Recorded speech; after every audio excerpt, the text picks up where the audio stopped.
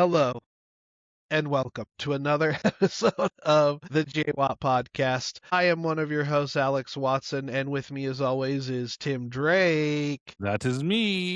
I Hell feel like you get yeah, surprised every time it counts down, and Tim you Drake. have to do the intro, but you're surprised by it, and I Yeah, love well, it. I also for some reason have this urge to I have to do the intro different every single time, but no, literally everyone does it usually the same. So, but anyways, we're back. Tim's back. Hey, We're I'm alive. flying. Yeah, we're been super busy, and it's just gonna get busier as I pretty much think about once it hits September, the year's over.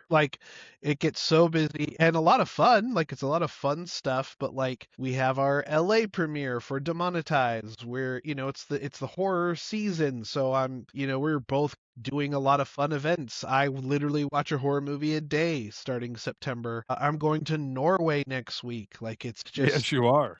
It's just crazy to have it all coming together. And yeah, so but it's good to be back. It's good to chat, and we have some really great stuff to talk about. Before we do, we want to talk about some movies we've seen. Yes. So, Tim, hit us with it. What do you got? For once, I don't have a mile long list because I have been. I have been so busy. Nice. I'll start off though, just because I don't want to forget it, because it's not written down on what's in front of me. But Nimrod's the Green Day movie. You probably saw. I even did a little video for that. Yes, I did. I was very excited to see this movie. I was very skeptical, though. I was like, what are they doing? It is so much fun. Awesome. It's like one of those coming of age stories. It's not a biopic, but it's got homages to Green Day in it. Green Day's in the movie. Cool. All of them, the whole cast is fantastic. The music is great in it. Yeah, Nimrod's was very fun. So don't sleep on that one when you've got all these other big movies out there. Yeah, Nimrod's was very fun. End of Oak Street. Finally got around to seeing the End of Oak Street. Hell yeah, same. Thoroughly enjoyed it. Yeah. It is a very fun movie. I said to somebody the other day, I was like, it was very predictable, and they got so mad at me. I was like, I'm not saying it's a bad movie. Yeah. I was like, I loved it. Like, it was so much fun. I look forward to watching it again. Yeah. And seeing Got that a in lot of theaters. beats. Yeah. Yeah, a lot of beats. You knew where it was going, especially if you write movies. You recognize beats and patterns, and so maybe to the general audience, maybe it's not as obvious as I felt certain things were, but Yeah. just because the movie's obvious doesn't make it bad. Yeah. It was very fun. I really enjoyed the Yeah. End of Oak Street. And I like that it says I like that it there was an article that came out, I think it was by Hollywood Reporter or something, that was like, instead of making remake after remake after remake, we should make movies like End of Oak Street that Yeah. capture the same feeling of nostalgia and not rehash ideas that we've already seen a million times. And I think that's a great way to sum up it. Yeah. It definitely leaned really heavily on its inspirations, and there was some stuff that didn't work for me. Two dinosaurs fucking while they take a picture as a couple is like, I don't know if you say that, but this. I would have stopped and taken a selfie with that so goddamn fast, because that is hilarious. Yeah, but yeah, I think it was an incredibly fun movie, and a movie that you should see in a theater if you can. Yes, definitely a theater movie. During that same scene as we're driving home, my wife is just like, that house wouldn't have supported that. Probably not. And I was like, I like that that's where her mind went. And she's got two dinosaurs fucking us. That house can't support. You and I both saw the movie Tony, also kind of a coming of age story of Anthony Bourdain. I loved it. Yeah, me too. There were parts that it felt a little slow, but Right. it's also sometimes in those moments when I feel like in my head I'm going, oh, this is getting a little slow. I go, but what would I change? Like sometimes there are just those moments that hang in a movie, and it was the same thing with the Bruce Springsteen movie. Like that movie felt longer than it was, but it was so good. Yeah. And it was just like, I wouldn't change anything. Like, how would you change that moment? Like how, and so it's sometimes I think people get too hypercritical on, oh, it felt slow. That means it's like, no, just because something gets slow for a moment, like sometimes it's just finding its breath to the next bit, and you need that. Sure. But yeah, like I thoroughly enjoyed Tony. I thought it was fantastic. The performances across the board are great. It's shot beautifully. Yeah. I love myself a beach town. Yeah, and Antonio Banderas, I have a soft spot for just because growing up, he was in a lot of movies that I would watch as a kid, like Zorro. I would watch 24/7 pretty much. I remember I was one gonna of say you're a my big Puss in Boots guy, Waddy. I know that. oh, I was adult by that time, but one of first writing awards from elementary school, I wrote a graphic novel of the beginning of Zorro, Nice. where I like drew yeah, it was and it got, it was put up on like this bulletin board for a month of like creative thing or whatever. But anyways, I thought I was going to be like really distracted by Antonio Banderas because he usually plays like, and he's kind of hasn't really been in the spotlight as of recent. He's really come back, did kind of a comeback, I would say. I don't know if he's really gone away, but he's been in a lot of like bigger movies lately. Yeah. And I was blown away by his Yeah, you performance. get just lost in his performance. Like at no Yeah, point are you like, "This is Antonio Banderas." exactly. Like, and that's how Yes. all of them are. Every one of them. Yeah. I can't remember the two guys that are kind of like the two other leads in a way, and even Amelia Jones. Like, forgot that it was like all of them are so pivotal in the role they play.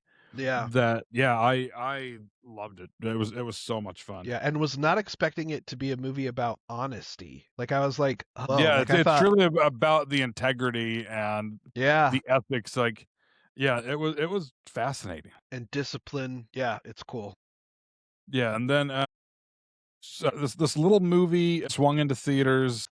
I hear some people have gone to see it. Spy Spiderman? Is that Speederman. Speederman? Yeah. Lawrence Speederman. There you go. Yeah, you and I both Man. have seen Spider-Man. I've seen it twice. Yeah, so I really want to see it again. But I would actually want to see Odyssey. Well, I'd see both of them again, Yeah, honestly. we both you and I have planned to go see the Odyssey again. It was not planned that I was going to go see Spider-Man twice. My wife had a meeting the day that we went, like opening day. She had a meeting at 6 p.m. We were going to a 4:30 showing, and there was no way she was able to get out of it. But being in the business we work in and being with what my day job is, people are assholes and they would have spoiled that if I went back to work. So we still went, and she just stepped out and did her Zoom meeting when the time came and sat back down right as the end credits started. And so she Nah, saw like 2/3 of it, but she was loving it and was just like, let's just go again in like a couple days. there you go. So we went and saw it again and a few days later, and God, I love them. It Yeah. may be one of my favorite Spidey movies. So I told you, I was like, there was one thing that distracted me, and I was like, MJ's hair, like the continuity. And then I realized on the second watch, it wasn't there. There was no continuity issue. It was a lighting difference, and Interesting. her hair was like braided, but in the dark areas of like Frank's like hideout and whatnot, the lighting's darker on her, and you don't see the braids, and it just seems like her hair is pulled straight. And so it's just all the shots leading up to that are all dark, and you don't notice it. And then when he drops her off, it's a lighter shot because it's morning. Yeah. And so like, but it was driving me crazy at first. I was like, did she meet a stylist along the way? What is happening? And then I was like, oh no, that's just how it was. I just couldn't tell at first. Like, Yeah. so yeah, then that really, I was like, oh, I saw no issue. It was Yeah. beautiful. I think my biggest thing why I love this movie, and it is probably, I want to see it again, but it is probably my favorite of the Tom Holland ones, which I didn't think they could beat after the last one. I Yeah. loved the last one, and yeah, fan servicey, whatever, but I think they did a great job of doing it and not making the entire story about the other Peter Parkers. In fact, the other Peter Parkers only really show up towards the end, Yeah. Towards the end of it.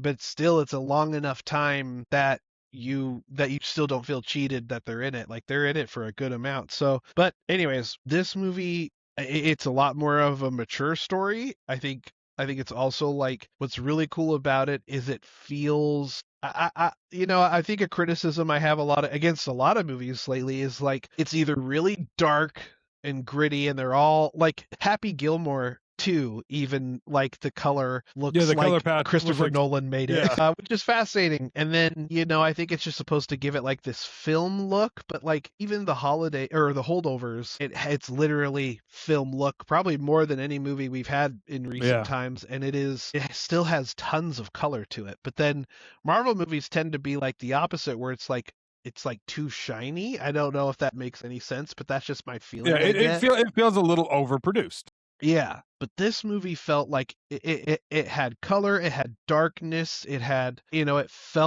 felt more mature, not just like the story, but just like the color palette to it. And that's just been something I've been really interested in. And then I gotta say, one thing I've missed, it's a trade-off because when you put Spider-Man with the Avengers, he kind of becomes the world and Yeah, solar system hero. But I really miss what I love about Tobey Maguire's Spider-Man and Andrew Garfield's Spider-Man is New York is a character of itself.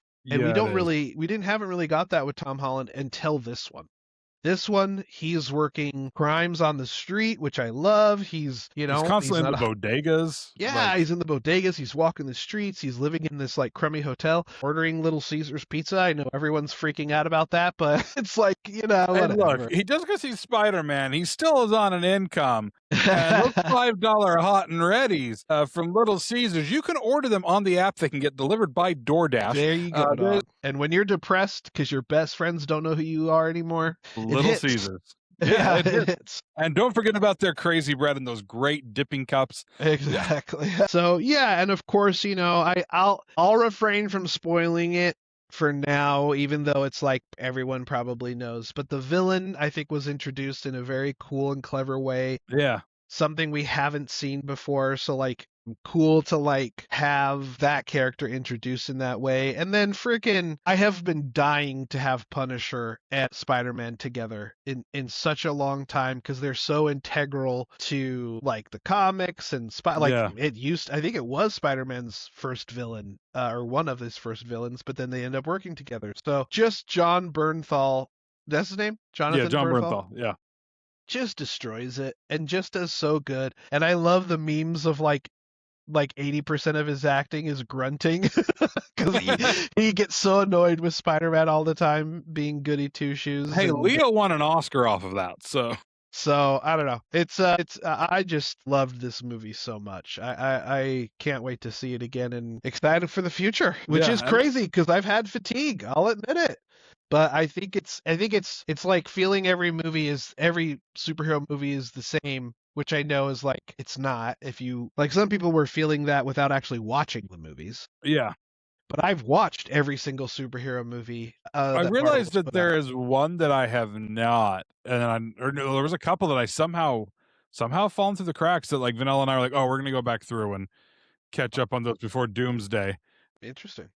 But I am a little nervous. As excited as I am for Doomsday, you and I both got our tickets immediately. Yep. I just got my Dune. Your I said Dune. Doom, but my Well, it's Dune gonna be a tickets. Dune. It's gonna be a Doomsday I weekend. actually got to check on that. I didn't even realize because I got my Dune ticket and then okay, they're both separate days. Okay, I'm seeing, which is fine. I did the Barbieheimer Yeah. thing, but I have okay. I don't want to say what dates they are, but oh boy, do I have. I'll even give you I'll guys tell you where about his it. seat is at if you want to find it. There you But go. no, I am a little nervous ahead of Doomsday because we, of course, were initially headed. We were going into the Kang Dynasty stuff, and then we pivoted to. And I am worried that we might be lacking a movie or two in between. Yeah, And so I hope I am wrong because I like if those of you that read the comics, if you've been reading like the World of Doom and some of these like that have been fantastic, like yeah, there's plenty to go off of here, but I am a little worried that this one might be coming out too soon. yeah. Again, I sure hope I am wrong. And again, I am rooting for this, so don't be like Tim's shitting on a movie. He never does that. I'm not. I'm just a little concerned about how quickly we are getting it. Yeah, Where it feels like leading up to Endgame and all of that, we had so many along that story, yep. and I think Even just quick moments with Thanos, but Thanos was mentioned a ton. yeah, And there is a scene where I think shoot, what's his name? I already forgot, but he's in Guardians where he has a meeting with Thanos. So yeah, like you do feel his presence quite a bit. And yeah. like His presence is always looming, yeah, and and Kevin we have not had Feige, anything. We have right? not had anything with Doom yet. Actually, That's no. We not thought Doom. we did. Right, we thought we Yeah. did until those or until Comic Con came out, and then we were like, "Oh, that Yeah. was not That's a Doom." Latverian witch. That was yeah, which I will be making a whole post on that very shortly here. I've got a video I've made about that because boy has that been a whole yeah. If you want some real comic booky dorkiness, start following my TikTok. There's Which is Tim Drake 42. yes, Tim Drake 42 because there's a lot of nutso stuff Hey, coming out. I well, mean, there's as a I've lot literally got of my Ghost Rider action figure here, my full size Wolverine hey, helmet here. Yeah, it's gonna get nerdy. hell yeah, dude. But the last movie Yes, on because we got on to this, get which, to it. which real quick before we get away from Spider-Man, I'm always going to say it that way too. You talk about the color palette and everything, and how this one felt different. An unsung hero director who I can very proudly say I have been on board since basically day one. Daniel Destin Cretton is a phenomenal director. I attribute a lot of that look to him. Now I know he's had some that people are like, I didn't care for that. Not every director is going to hit up, bat 1,000. Like it's just not plausible. Go back and look at his early work, especially Short Term 12, a movie that I feel like was drastically overlooked, that really put him on the map. It was Lakeith Stanfield's first role. Young Brie Larson. I was in that. Somewhere on my Instagram, you will see my fat ass photobombing her at quite literally about 13 years ago to the date, pretty much, of us recording this. I was invited to an Academy event where they were screening it because Daniel Cretton had won. I can't remember if it was the Nickel Fellowship. I think it was the Nickel Fellowship on the script for Short Term 12. And so he got some of the cash to help build up the funding for Short Term 12. And it is such a phenomenal film. And I remember just waiting to head into the Pickford Center at the Academy, and this car pulls up, and it's Destin Daniel Cretton and Lakeith Stanfield, both practically unknown. And they're both just like, hi, I'm the director. I am in the movie. Nobody had any clue who these kids were. And to see all that both of them have done, and I mean, Brie Larson's got this little gold statue and all, You like know, there's so many great performances, and he has always had this beautiful vision. So don't sleep on Dustin Daniel Cretton because he is an incredible director yeah. I don't that think they people will need to. now. Yeah, yeah. Hopefully they don't now, but yeah, he is a great director. Go back and look through some of his back catalog because I think you will get some great enjoyment out of that. But the last movie that I saw, Super Troopers 3, Nice. which if you're a fan of the Super Troopers movie, you're gonna like this. Possibly one of the dumbest popcorn buckets I've ever bought, but I had to buy it. It has the little sheriff's hat with the mustache and the glasses. Wonderful. I had so much fun with the movie because again, I like those stupid stoner movies. But it was very, very fun. I've had the Broken Lizard guys on radio shows before that I've helped produce. I love those guys. They're so much fun. But while we were at this movie, I almost murdered a lady. We sit down. You know how I like my seats. I get them on the edge. So now we saw this at a smaller theater, but there were still plenty of seats, mind you. I get the two on the end for Vanilla and I. There's a space in the middle, and then there were two seats after that. There were still seats towards the end of that. There were seats in the rows in front of us. There were single seats towards the back of us. As the movie gets ready, as the previews end, this older lady comes Here we go. and sits down in that single seat between the two of us. And for one, I'm just like, really? You couldn't let people have a buffer. There's all of these open seats, but you had to pick the one right between, for all you knew, two couples. She then quite literally just forgets how to human as we're about 10 minutes into the movie, 20 minutes into the movie, and starts choking on her own spit. Now, we only know this because she tells us this. So she just starts hacking up a lung coughing.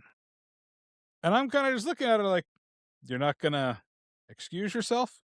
We are all trying to watch a movie here. Well, this woman is just, Gosh, that's and like I'm your like, worst what? nightmare. What the fuck is happening here? Yeah. Am I being punked? Is this the new Outbreak movie? What is? So I finally, after I let this go for 5 minutes, and the guy to the other side even leans over and is like, "Are you okay?" Uh-huh. And she's like, "Oh yeah, I just swallowed my spit wrong." That was how we knew.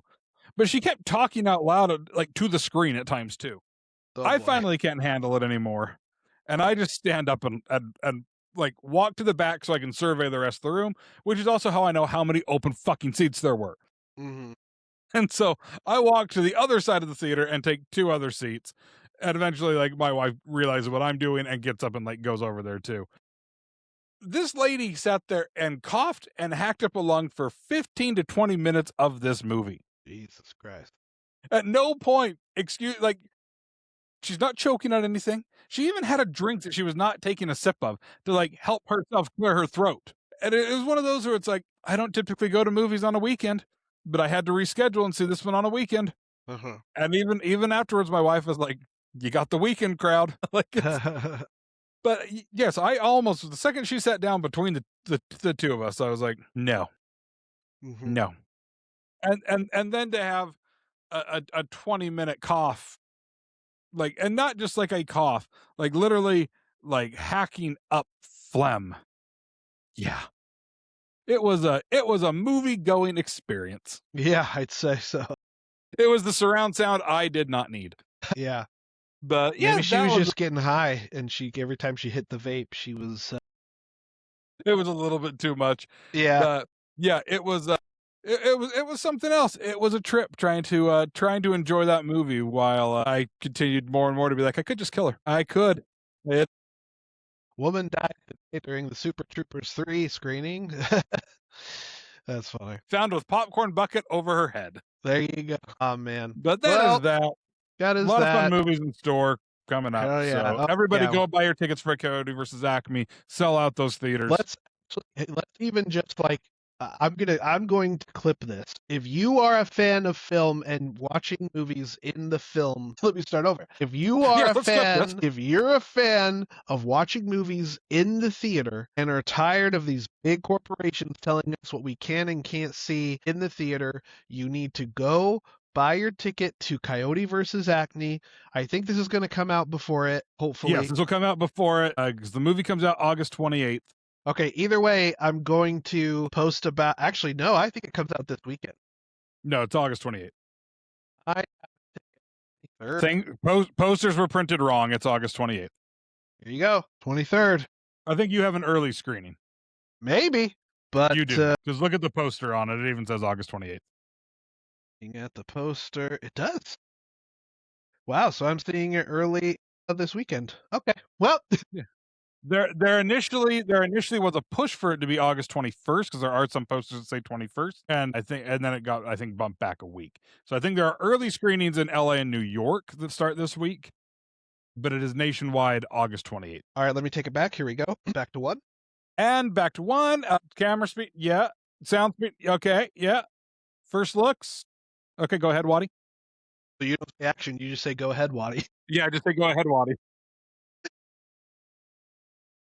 Are you a fan of seeing movies in the theater? Are you tired of corporations telling us what we can and can't see? Then you need to go see Coyote versus Acme because it was written off for tax purposes and saved from the dying depths of hell to come back and be in theaters, and it's playing August 28th. So go to the theater, go see this movie so we can show a big middle finger to those people who, and these opinions are my own, not Tim's, and you could go see the movie and yeah, prove them wrong. I feel like all we're missing right now is like the inflatable arm flailing tube man behind you. Or an American flag or something. Maybe I'll do that in post, but Somehow with okay. Sam the Eagle on it though, like. Yeah, of course. But yes, if you All are right. if you are a fan of movies, if you are a fan of theatrical releases, if you are somebody who went out and had to see the Odyssey in 70 millimeter, had to see Spider, like you're going to these big movies just because this is not one of these massive scale movies. This movie needs that attention. Like we need to show corporations that they can't just build a house and burn it down for the insurance.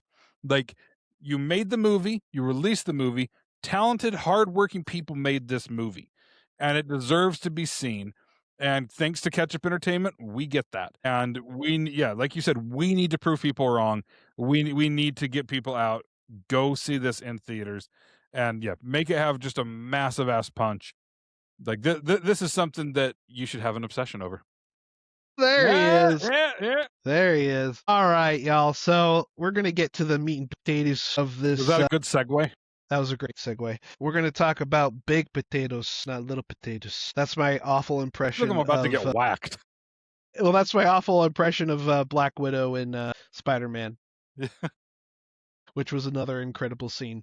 Big potato problems, small potatoes. Okay, so I recently made a post about this on my Instagram, and it's got some attention, not like viral attention, but like a lot of comments, a lot of things about, and it sparked some really interesting discussion that I wanted to talk about more in depth here today. So basically, and we've brought this up before. Hollywood loves to sell a story about its creators that's just not true. And it kind of undercuts and diminishes the hard work that these cast and crew put into making themselves famous. And making themselves famous is actually also diminishing because a lot of them aren't necessarily looking for that. They're just the hard work they put into trying to make this thing like a legitimate career.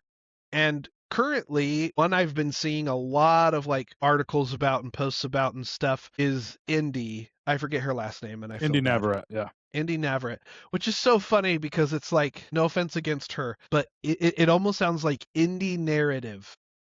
And it's like, she's currently, so, for those who don't know who she is, she was the one of the leads in Obsession, which, now she has been cast as Rogue in X-Men. But what I've been seeing, see, even me just saying that, I've been seeing a lot of these like pictures and articles of being like, look how cool Indy is. She made Obsession for like, it was a small indie movie. She barely made any money for it. And now, she's being cast as Rogue.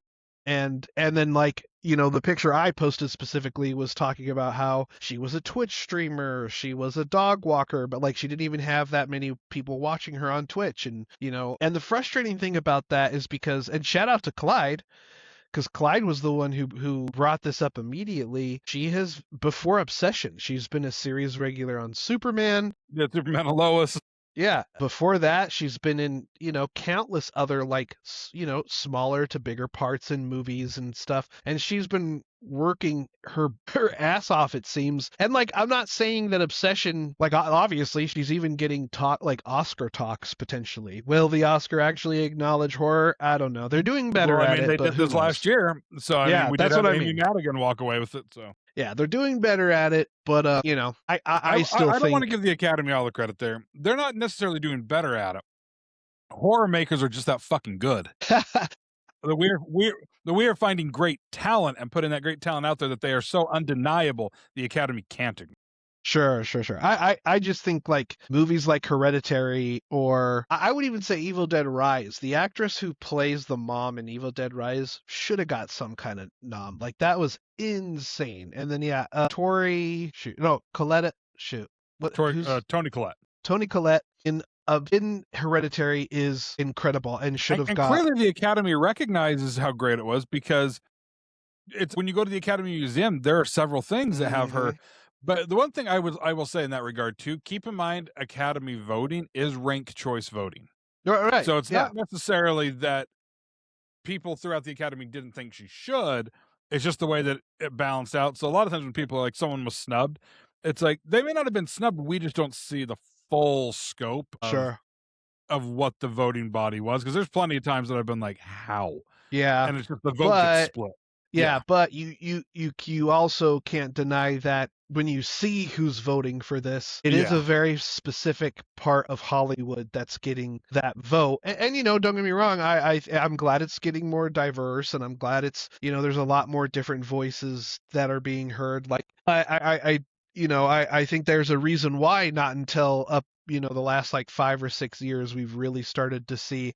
I mean, hell, our boy Doug, who was in Shape of Water, like I never thought that would have won. Yeah, best I, picture. Yeah. I was like, holy, like, and I'm so glad it did. I'm not saying don't think it should have won. I was just like, whoa, that is incredible that something like a movie Yeah, a like that. romanticized horror version of one of these Universal monsters Yeah, typically is not going to get that kind of attention. yeah. And then we So watch cool. Guillermo do it again with Frankenstein. There you go. And Yeah. it is nice to see, but I think I truly tip the hat to the filmmakers that Definitely. they're making these movies and they're developing these roles and they're casting these incredible actors that it does make it that ranked choice voting style, and it cannot be denied. Yeah, Like, these people are the best of the best, exactly. and yeah, And it's and so like with Indy, it's just been really frustrating that, and it's not her fault. It's that it's again, it's that it's a lot easy. It's a lot more of this fantasy story that we've been fed, where you come out to LA and you you sneeze. hop off the bus Yeah, you hop off the bus with your bag over your shoulder, and then you and walk $5 into in your pocket. yeah, and you walk off and you walk into the studio, and then you're in there. And like, I mentioned this in my Instagram story, but like, someone like Steven Spielberg, who has really shaped my as a director, especially as a kid, was led to believe for a long time that Jaws was his first movie. Yeah. And like, people would talk about, that he did that, and that's what got his start, which it may have got him noticed, but like, You're missing you Amblin, you're look at missing his Duel. yeah, Sugarland Wasn't Express. Sugarland Express even before Jaws? It sure was. Yeah. Yep. And So then you've not got a, 3 at least right there. right, and then like he was in TV, but Yeah. we get told the story about how he snuck into the Universal set and like would watch Alfred Hitchcock, which he did, but it's not like he would sneak on set and then just magically was like, "Oh, here's Jaws, by Yeah, the way." he just starts directing. Yeah, that's just not how it is. And so I do feel bad because I have plenty of friends. I actually met with a friend recently. I won't give them their name, but they kind of were led to believe that all they had to do was move out here, and that's all they needed to do, because I'm sure they saw stories like that and were like, "Oh, Yeah. cool, I can be like that." And it's just I think I've told the unfortunately not true. story, at least to you. I don't know if I've told it on here. That, like, because like when you and I first moved out here, it's like we had industry stuff, but we also, like, you were doing Postmates, I was driving Uber. Like, we were finding ways to make things work. And I remember picking up this girl and her grandparents one day, and like, cute, nice girl, like 19 years old, and like I'm asking them, like, oh, like, what brings you guys out here? Like, they clearly were from the South, and she was like, oh, like, I'm gonna act and model. We'll see how it goes. And I looked right at her and I was like, "Do you picture yourself doing anything else?" She's like, "Well, I don't know." And I was like, "Because we'll see how it goes. That's not gonna fly." I was like, "I'm gonna be honest with you. That's not how this works. Like, nobody just sees how it goes and magically they are an actor and a model. Like, there is a shit ton of hard work, and like we both have friends that are very successful actors and models, and the work that they have had to put in to get to even the smallest amount of notoriety, like, it is years of work. Not one of them, and we've talked about it on here before, is it's people not treating it like a business. It is the entertainment business, Right, right. and if you neglect that, it will be a harsh, rude awakening Yeah. of how this works. Exactly. And I would hope and encourage people to, as you like, let's even go to Jordan Peele, right? Like, you look at Jordan Peele's career, I bet there's people out there who don't even know, which is kind of crazy, but don't even know that Jordan Peele like has a ginormous comedy background. Yeah. Like, I'm sure there's people out there who don't connect like TV Jordan Peele to director Jordan Yeah, Peele. from Mad TV to Key and Peele to, Right. yeah, There's like, so many he's got this steps. whole trajectory of getting Yeah, there, and and Get Out has yeah. been like he was writing, I think he said like 10 years or so, because there was a lot of visions.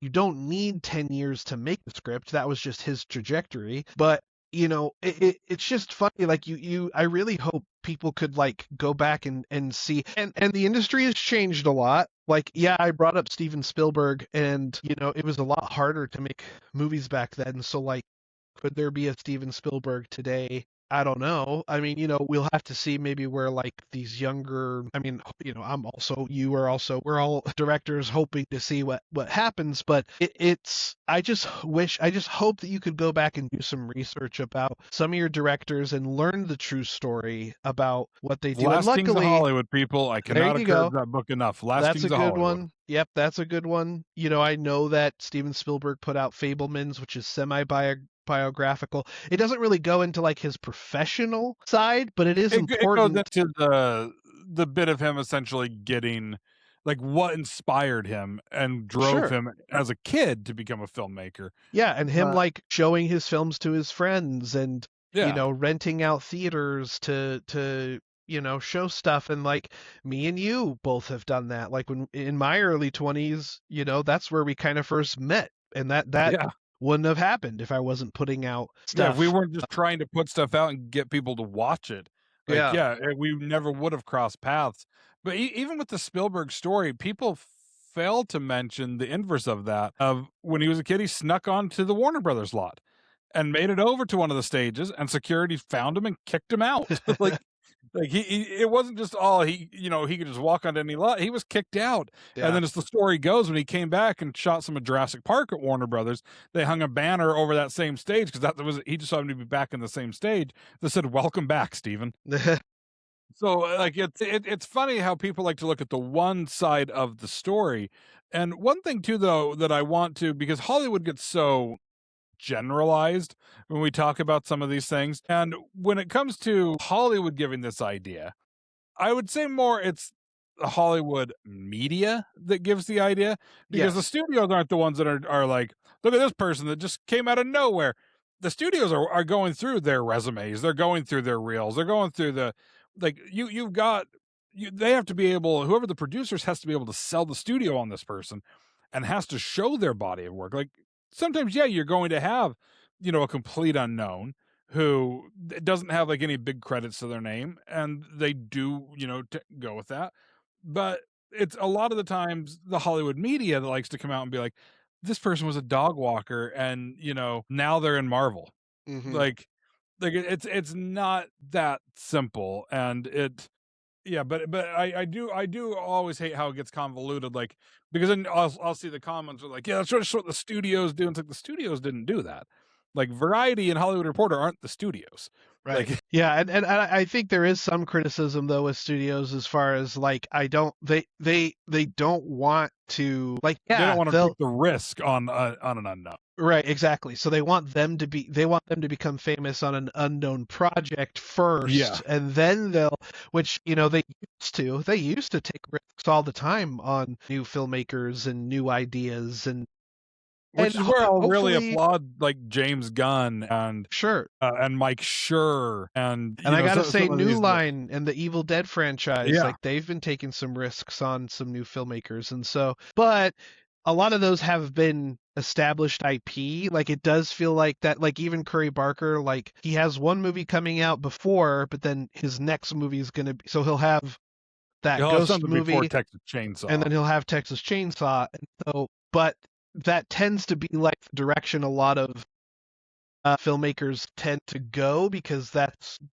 remakes and stuff are just still so huge. But I hope that with Obsession and Backrooms and Odyssey, even I know Odyssey was I don't know how many times more budget than Obsession, but it's still an original story. I hope that these studios can be like, let's take more risks. Let's try and find new stories. Like let's try and find original IP because I feel like that's been at the wayside. Or if they don't do that, it seems like it's going to be a viable option for these indie filmmakers to keep doing and keep making stuff and keep putting work out there because that's just what If the best it's going to be. pictures over the last 15 years have really shown us things, it's that the audiences and the overall like the true artisan of filmmaking is coming out of the indie world. So it has been in the last 15 years, the majority of films that have won Best Picture have been independent films. Yeah. Well, and So it's and it's again, sorry, I feel like I'm disagreeing with you a lot. It's just that I don't think remakes really get nominations anyway no for remakes definitely don't. yeah, remakes or whatever reboots don't really do that. They and that is great.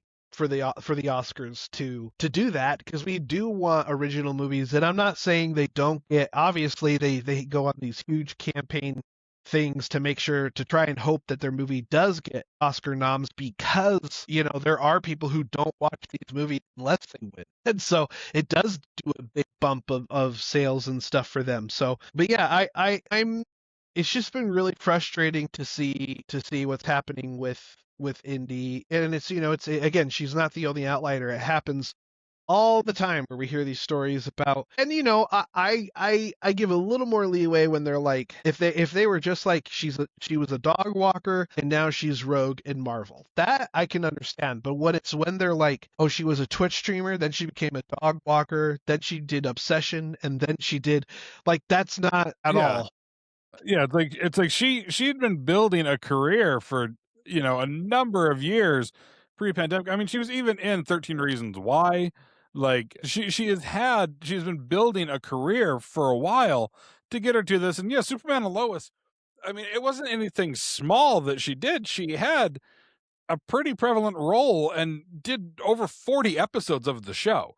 Like, Yeah, you're she was a doing series 40 regular. plus episodes on a CW show that's one of the best iterations of Superman we've had on TV. That's what I've Like heard. it's hard to ignore the work that she put in leading up to that. And Yeah. yeah, it kills me when it comes to, I mean, it's the same with that. And even when people just they see that somebody famous is like somebody's parent, and they immediately discount their talent Hmm. because they just go, "Oh, well, they had an upper hand." And sure, they had an upper hand getting a rep or getting a manager, but they still had to put in the work. We can say firsthand, we have had people who have auditioned for us that are the child of incredibly famous people, Yeah. and we gave them at least a callback just to be like, let's. And somehow the callback got worse, Yeah. and so It really did. it is a matter of, you still have to put in the work no matter what you are doing. Nobody is just an overnight success. They had to put in the work somewhere. So and I think some of it too is the whole American Idol of it all. Like, people think that they can just walk into a conference room in a Hilton, sing 30 seconds of a song, get a gold ticket to Hollywood, and then they're on TV and they're going to be the next Kelly Clarkson or something.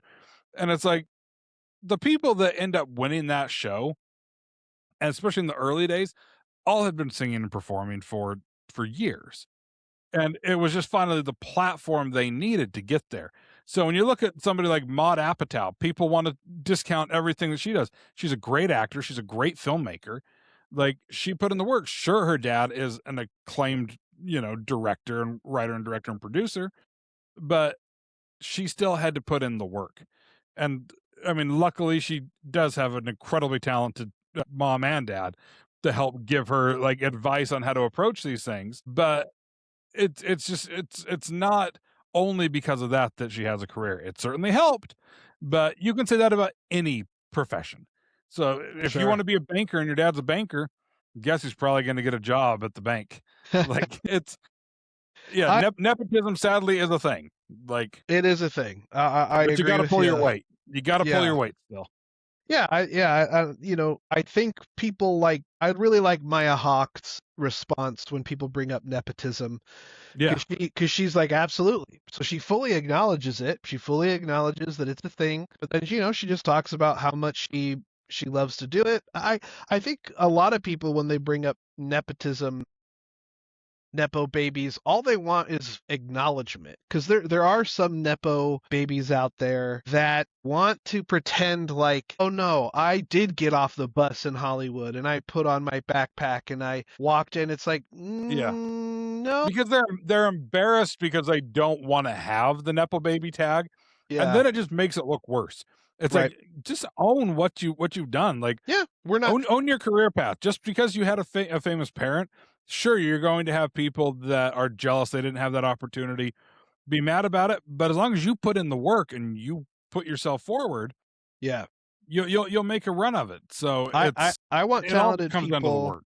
Exactly. I want talented people to be in talented positions, and I don't, if they're not talented, I don't think they should be in any positions. But if you are a nepo baby, at least someone like me who is pretty I do criticize a lot of nepo babies. All I want is them to acknowledge it. And then I don't care if I don't care. It's not like I'm never gonna see a my. In fact, I love Maya Hawk. Yeah, I think both of us she's love so my good. Hawk. Yeah, I think she's I so would good. cast her in a heartbeat. Yeah, she's so good in everything that she does, and she puts everything into it, and has two incredibly talented parents. And but that's all I think I would need for that. But then someone like Indian. To be fair, I don't know her. I don't know her background as far as like her parents are. Maybe her parents did start in the industry. I don't know, but it's What I still. know, they did not. They were just a chill family here in California, and she just started doing her thing. Yeah. Like, But she worked hard and worked if after I posted about the frustrating picture showing that she was a Twitch streamer, then a dog walker, and then got obsession, and then got then was rogue. If we go off of the IMDb video that I posted, which does a lot better representation of her, and even then isn't the full picture, it goes through her credits starting at 2018, and like yeah, I bet it was even before that, but that was probably one of her bigger on-screen credit yeah. That's stuff. when she first started getting those screen credits that transferred over to IMDb. Yeah. But it's like, yeah, she was. Somebody doesn't get their first credit on IMDb just because they suddenly decided I'm an actor. Yeah. Like, you still have done something before that to Yeah. get yourself into that position to be Exactly. able to, like, there's truly is nobody. I mean, people want to. I know so many people back in the day, like when Justin Bieber, was quote unquote discovered, is people think that like Usher was just walking along and was like, "Hey there, boy, play me a jingle," and it's like, no, like, yeah, Usher saw his performances. I think it was on YouTube, but again, he had to learn how to play that instrument. He had to learn how to sing. Like, there's all these things, or especially with pop stars. Yeah, pop music is much more manufactured than others, but you still have to be able to perform. Yeah, Like, absolutely. I've all the years I spent in the music industry, I have seen amazing performances and I've seen awful performances. And some of the best shows. I mean, people probably burn me at the stake for this. One of the best shows I ever went to was Katy Perry's California Girls tour. That show was amazing. Sure. So, but there have been so many. I mean, I got to see NSYNC on their No Strings Attached tour. Yes, Hell that yeah. probably means I need to schedule a colonoscopy. But like, I've also watched Metallica put on amazing shows, and all of that comes from the years these people put into being able to hone their craft. So whether it's a more manufactured thing like pop, which I also saw Katy Perry on Warped Tour one year, so Hey, there you go. yeah, it does come down to honing your craft and just building on it. And yeah, people want to try to sell this idea that, well, yeah, like they saw them on YouTube and now they're famous. And it's just like that's not how it works. I mean, you and I post a lot of social videos and are always like trying to show more of the stuff that we're working on, different, collaborations and whatnot. And I mean, even just trying to figure out how to make the fucking algorithm work in your favor is insane. Like, it's just there's no rhyme or reason to some of it. And it's just Right. it just comes down to putting in the work. Well, and to your point of that, I think that's interesting because I will say, from someone who's been posting every day pretty much, I know you do too, but posting every day pretty much for the last couple months, I have noticed that when we show videos of us doing the work, it gets a lot more engagement than us talking about doing the work, which I know is Yes. kind of ironic because it's what we're doing right now. Yes. But like showing behind the scenes clips from Bundy, from Demonetized, always gets a lot more engagement than, and I think that kind of goes back to indie, where like I think what gets me frustrated is that showing your work is always like the better option. And again, I'm not, it sounds like I'm saying this against indie. She's not doing anything wrong. It's just that it's just frustrating that when people diminish that. Like, I would be pretty frustrated if, like, say one of us makes a hit movie and they don't bring up, and I'm not saying Demonetize isn't, we don't know what it's gonna how it's gonna do when it comes out, but let's just say it's not the big hit or whatever. I'd be pretty frustrated if they're like, oh, your first movie was this movie, and it's like, Yeah. no, I It's like, made no. Demonetize and Bundy Manor before. hand. And like I have heard of like creatives who scrub their like YouTube channels or delete their YouTube Mhm. channels because, they don't want people to see like their progression. And I think that's so sad because it's like, hey, will love when they keep it up. Like two that come to mind, me and Tim are big into comedy, but Mail Order Comedy, which is the Workaholics crew, they have all their videos still up on YouTube. And some And that don't even have 1,000 views. yeah, yeah. And you can go back and see their progression and see them like just trying to put something up there. And it was pretty cool. On the last season of Workaholics, they actually released the short series that got them Workaholics. They put that all up on YouTube, which is awesome. And then the second one that comes to mind is I can't remember their name, but it's Kyle Mooney and And Beck their sketch Bennett and group. those guys, yeah. Oh, I think it's called Bad Neighbor. Bad Neighbor? Yeah, I think it is. I But think that so. was their sketch team before they went before they did SNL. SNL, Yeah. and all their videos are still up. So it's just really cool to see that progression and to see Even like the early concepts of It's Always Sunny in Philadelphia. Like they totally have those those are like fun. when those guys were just filming things literally on a camcorder, Yeah. like trying to make it. But the thing that you and I first met on was you saw my series, The Job Interview. Oh yeah, right, right. That is not available anywhere. Gotcha. Well, And actually, not true, because Walter posts somehow he has the full episode and is posting it on his Facebook. But that might just be the pilot episode, if it is. anything. It's only Yeah. that. It is only that. Yeah. But other than that, like it's nowhere to be found because there were certain people that didn't think it reflected their current work, and so they didn't want it to be seen at all. And I actually made the argument. I was like, the workaholic guys, like, they didn't just suddenly appear and polished. Yeah. And I remember hearing an interview one time with John Favreau where he talked about go look through anybody's IMDb. He's like, nobody has a perfect track record. People have been in some of the worst movies, and 2 years later, they're holding a gold statue at the Dolby Theater. Like, it's what you're doing now. Like we all come from somewhere, we all learn, we all grow, and it doesn't necessarily matter how weird that track is that gets you to where you ultimately want to be.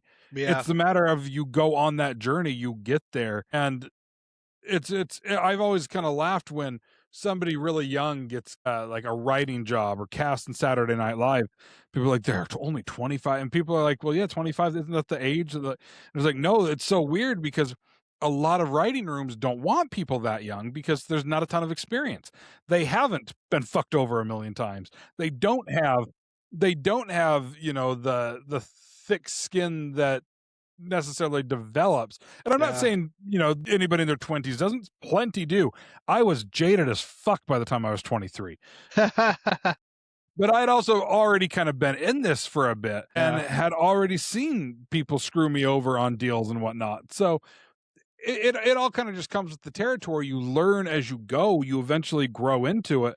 But nobody just no the idea of an overnight success is not real. No matter how much it wants to be manufactured, to be told that it is, it's not. Everybody has to put in the work.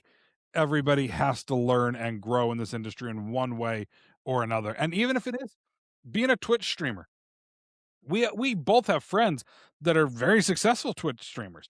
We have some that are still building their following, but started out with nobody watching and have just slowly crept up, and it's a matter of, and I say this tongue in cheek a little, it's a matter of the consistency. Sometimes it is hard to be consistent. We cannot always be consistent with this show. On the mic, we'll sometimes go several months without an episode because I'm on the road for something, whether it's a J-WAT thing, whether we're on set, whether I've been pulled aside to, moderate a bunch of stuff. I get reached out to have like me read people's scripts before they go into production. So there's a number of things that may make it that, yeah, I can't record an episode or we can't record an episode together. Like, but we find a way to just try to keep something consistent.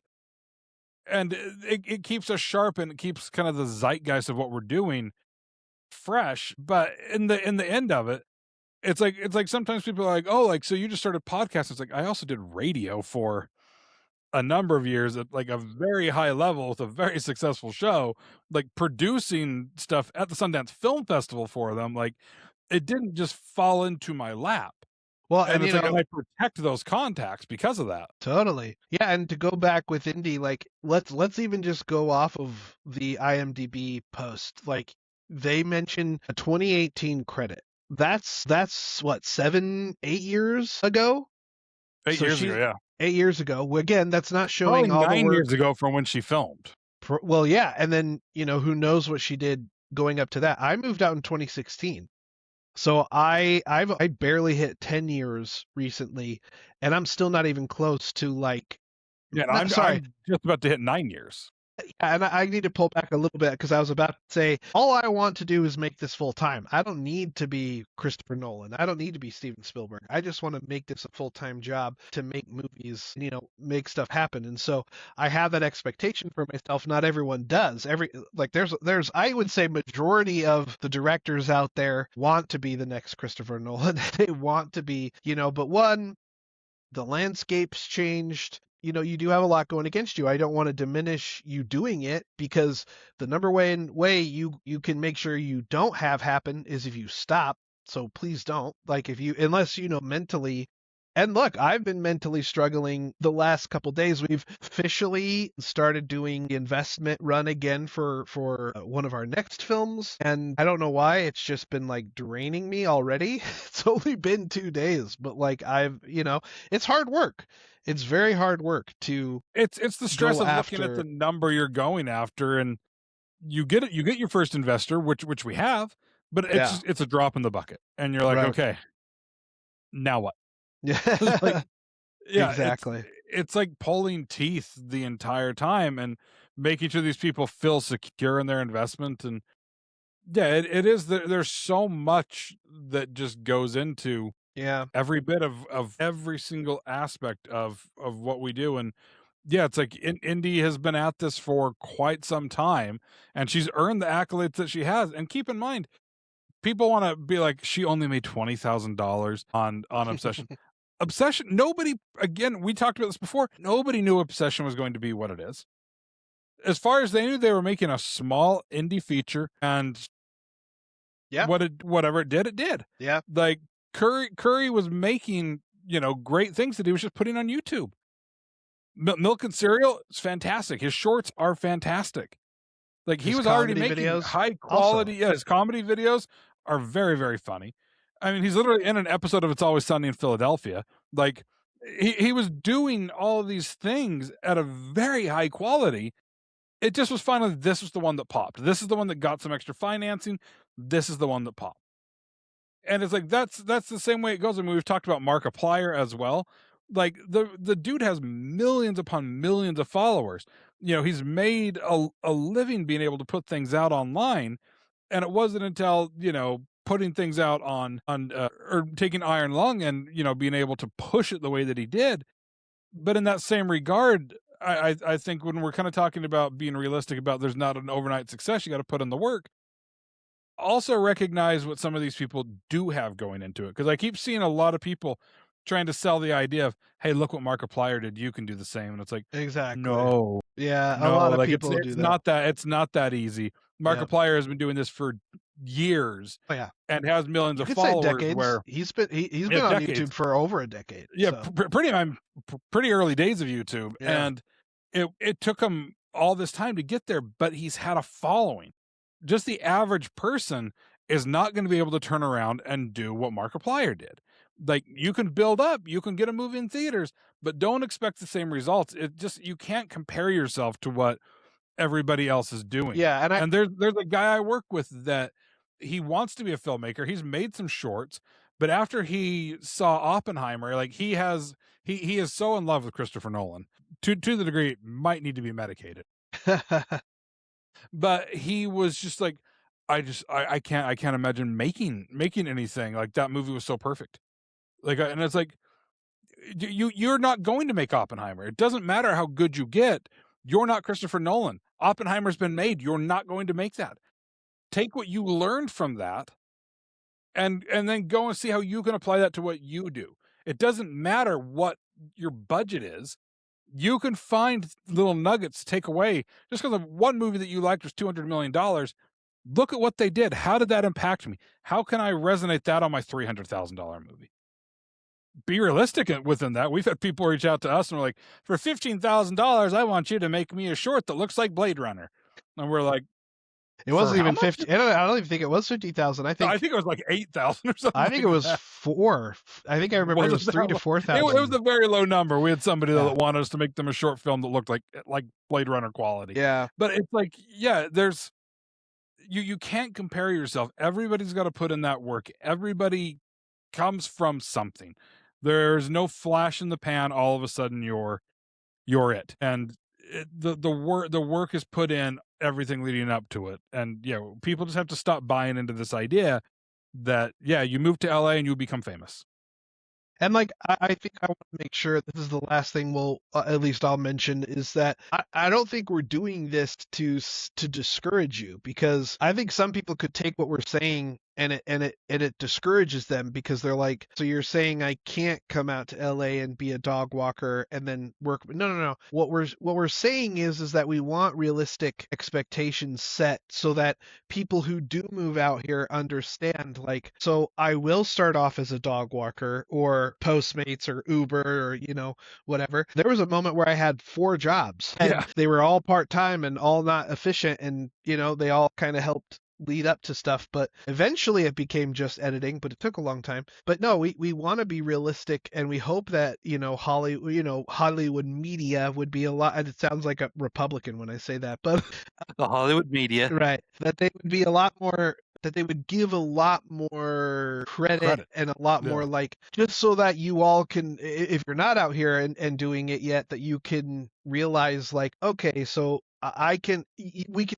your mind can be set up for success, so that you can be like, okay, I just got my first extra gig.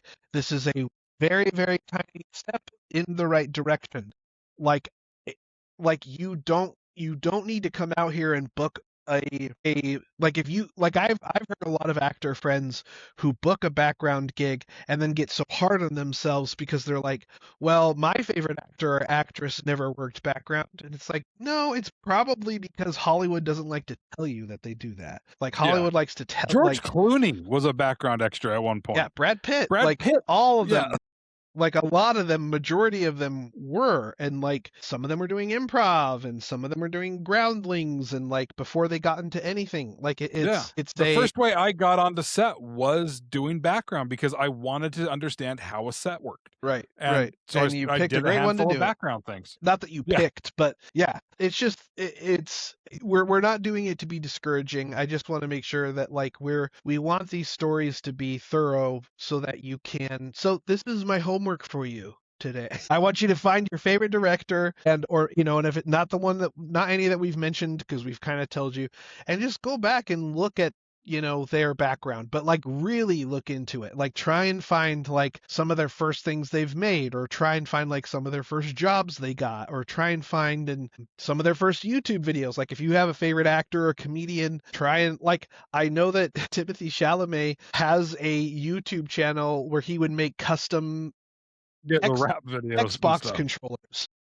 I didn't know about that part. Yes, he would make custom Xbox controllers. So, you're gonna find that it's not as cut and dry as, now he was like a teenager. That might be a bad example because he was living with his parents at the time. But you're gonna find that people work harder, and we just want to have a realistic expectation, especially if you're thinking about moving out here and like really making a go at the industry. And not that you have to move out here, but just setting up that expectation of like what it's gonna be like. And if you are in the Hollywood media and you're listening to this, be a little more forthcoming. Yeah. Like, in my eyes, and I mean, I know people only read and listen to things in bits and pieces, but in my eyes, having a story that more or less breaks down the hard work somebody put into something, that's what people clamor to. So trying to have the bite-sized headline, sure, you're going to get clicks and you're going to get reposts, and it's inaccurate. And then you just frame both of you in a bad light, because people that know the truth are like, why the fuck are they doing this?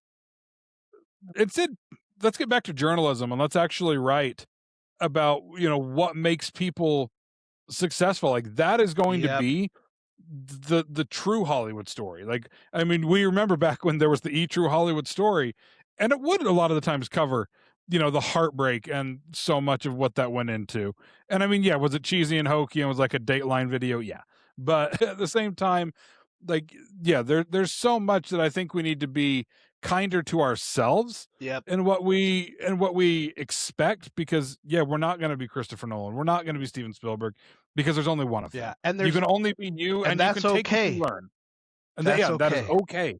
Yeah, you just be you and figure out what works for you to get the career you want to have, because otherwise you will drive yourself crazy, and just seeing how it goes, not the way to approach it. Treat it like Yep. the business it is, and you will be thrilled when you start to see the benefits that pay off, Oh, because yeah. I mean, even as I wear my Panic Fest shirt, like we never in a million years would have thought we would have one of our movies have their world premiere at Panic Fest. So cool. Like, it was a dream come true. And again, you and I have been at this. You and I have known each other for probably close to 15 years. And to think of everything that it took for us, like you said, if all of a sudden like one of our next films is the big hit and they don't mention Demonetized, they don't mention Bundy Manor, I don't care if somebody wants to be like, this movie they made for $62,000. Great. Yep, it was made for $62,000. And you get what you get for $62,000. But the difference is we made it. The difference is our crew showed up, our actors showed up. And that is all that matters, is that you show up, you do put in the work, and you just keep showing up and putting in the work, and it will pay off. And just because one sector wants to pretend like overnight all of a sudden you're in a Marvel movie, no, the real people will know the work that you put in. And I hope everybody starts becoming those people that realize the work that people put in to get where they're at. Exactly. Well, cool. On that awesome note, Tim, where can they follow you? Tim Drake 42, pretty much everywhere. I think I've corrected almost everything. So yeah, whether it's the Ticket Attack, the Instagram, Blue Sky, I'm actually trying to use that here and there Nice. when I remember it exists. But yeah, and of course, on the mic podcast.com and on the mic anywhere you get your podcasts, more or less on the mic with Tim Drake, because other people decide to not Google if names are already being used for over a decade and start shows with the same name. So yeah, on the mic with Tim Drake. I just had a brand new episode come out with Derek Sheen, phenomenal comedian. His new special, Unrelatable, after you hear this, will have just come out this past week. Very, very funny. And that's up on YouTube, which is, again, that's a great place that comedy specials are even getting released. So yeah, but yeah, check that out. Derek Sheen and I have known each other probably about as long as you and I have, Waddy. And when his publicist reached out, we talked about this on the podcast. I was like, I love Derek. Derek and I have actually done stand-up together. And that was one of the first things that we talked about was, yeah, we did stand-up years ago together. And it was us really kind of catching up for the first little bit of it. Very cool. So what about you, Waddy? Where can they find you? You could follow me personally at Waddy McFly. I believe this is going to come out right before I'm heading to Norway. So if you want to watch our journey taking our film festival overseas, internationally to Norway, follow me at Waddy McFly. You can follow Demonetize. That's our current movie. You can follow that on all the socials. It's Demonetize Movie.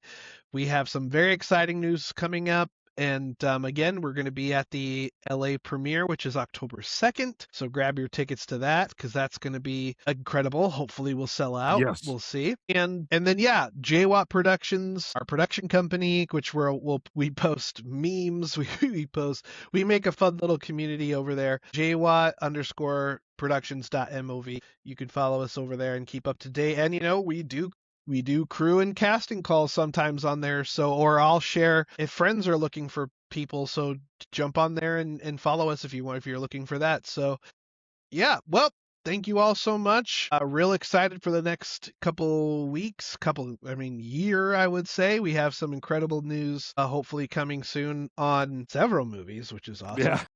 It's great to have so many irons in the fire, and maybe I guess we did cover that once before, but thank you all so much for listening. It really means a lot, and we'll see you soon. Bye.